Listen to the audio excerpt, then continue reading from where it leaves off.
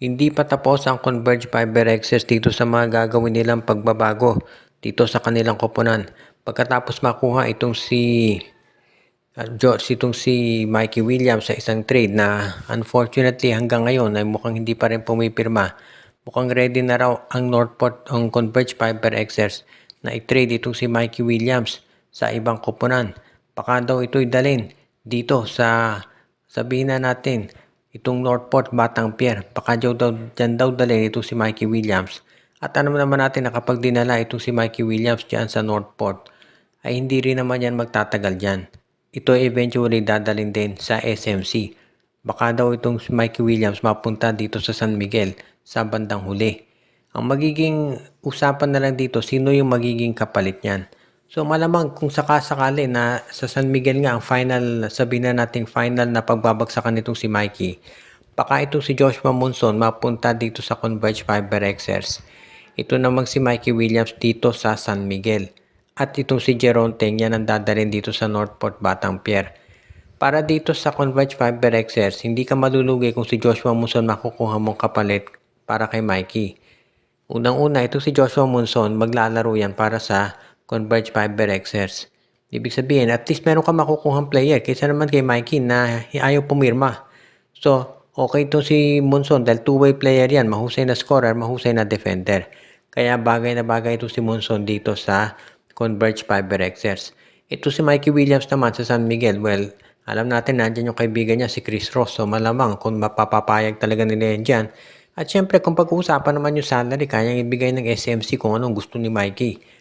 At ito namang Northport, patagal na nila gustong makuha si Jeron Teng bago nga napunta yan sa San Miguel. Sa Northport dapat yan eh. So, good news to para sa tatlong teams. At ang susunod naman nating balita, meron daw mga lumalabas ngayon na mga reports na itong Rain or Shine Elasto Painters ay naghahanap ng isang center at ite-trade na nila itong si Keith Datu. Ever since nung magsimula itong playoffs ay medyo naging disappointing na yung naging performance nitong si Keith Datu. Hindi na siya katulad nung dati na ang ganda ng nilalaro, yung inside out, yung inside scoring niya, yung 3-point shot. Pero ngayon marami nakapansin na nagkaroon ng parang disappearing act itong si Keith Datu. At alam natin na yung isa pa nilang big man, itong si Luis Villegas, hindi na rin naglalaro dahil sobrang daming injuries. Actually, ever since nung madraft ito si Villegas, mga 2 taon na, iilang games pa na doon nakapaglaro dahil palagi merong operasyon. Kaya nga ngayon, baka daw itong Rain or Shine Elasto Painters, panahon na para i-trade ito si Keith Datu at itong si Luis Villegas. Pwede nilang kunin, for example, i-trade si Keith Datu dito sa Phoenix Fuel Masters kapalit ni Kai Balungay. Yan ang pwede nilang gawin. Magiging maganda yan para dito sa kanila. Or, malay natin, pwede nilang subukang i-trade itong si Keith Datu dito sa Zamboanga Valientes para doon sa rights kay Christian Stan Hardinger. Dahil kung makuha nila si Christian, ayan, talagang meron silang legitimate center ngayon. Magiging malakas na itong Rain or Shine. Ang question lamang dyan ay kung willing ba ang Rain or Shine na bayaran yung hihilingin kontrata ni Stan Hardinger. Dahil syempre, ang laki ng binibigay ng SMC dyan kay Stan Hardinger.